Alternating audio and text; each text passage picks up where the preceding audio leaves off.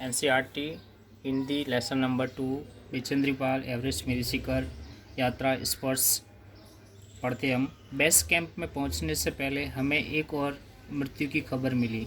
बिचेंद्रीपाल की जीवनी के बारे में हम पढ़ रहे हैं और उसमें बिचेंद्रीपाल कह रही है कि बेस कैंप में पहुंचने, कैंप का मतलब होता है शिविर, जब वो बेस कैंप में पहुंचते हैं उससे पहले उनको एक और बहुत ही बुरी खबर मिलती है। वो खबर यह मिलती है कि एक जने की और डेथ हो गई थी।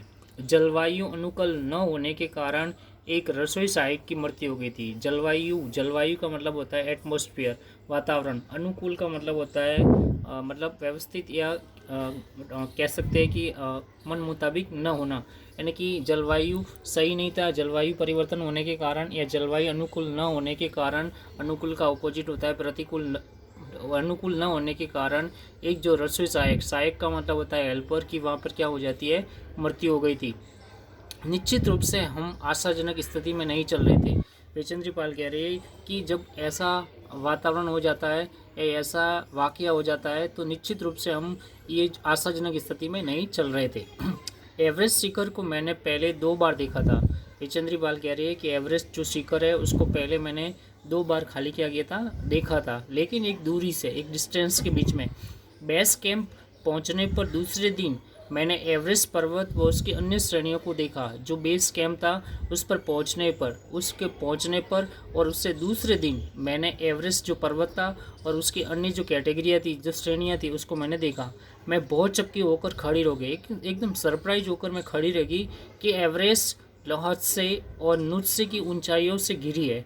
लेकिन ये जो बिचेंद्रीपाल है, जब उसने देखा कि एवरेस्ट को पर्वत और उसकी अन्य श्रेणियों को देखा तो एकदम वो बहुत चक्की हो जाती है, सरप्राइज हो जाती है, आश्चर्यचकित हो जाती है और खड़ी वो होकर के हो गई। और वहाँ से वो देखती है तो एवरेस्ट से, लोहास से और नुस्से की जो ऊंचाइयों से घिरी हुई बर्फीली टेढ़ी मेढ़ी नदी को निहारती रही। और टेढ़ी मेढ़ी का मतलब होता है तिरछी, वो नदी को निहारती मतलब देखती रही।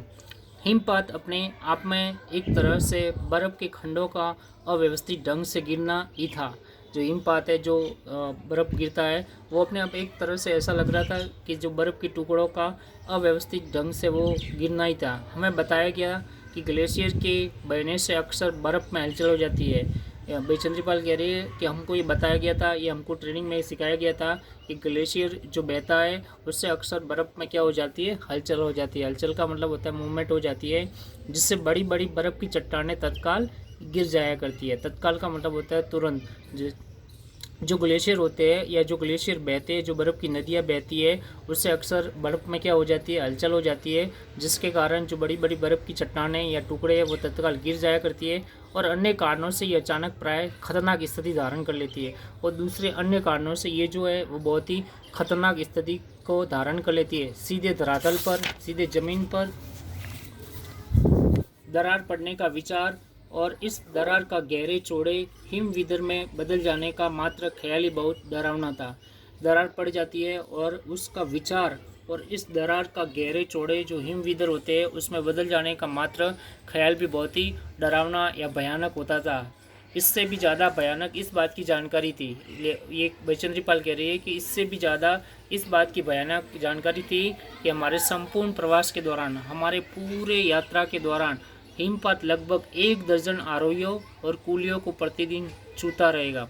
ये जो उनका संपूर्ण प्रवास था, ये जो पूरा ट्रैवलिंग था, इस दौरान जो हिमपात है लगभग 1 दर्जन जो आरोही पर्वतारोही थी और कूलियों को प्रतिदिन क्या करते रहेगा, टच करता रहेगा, छूता रहेगा।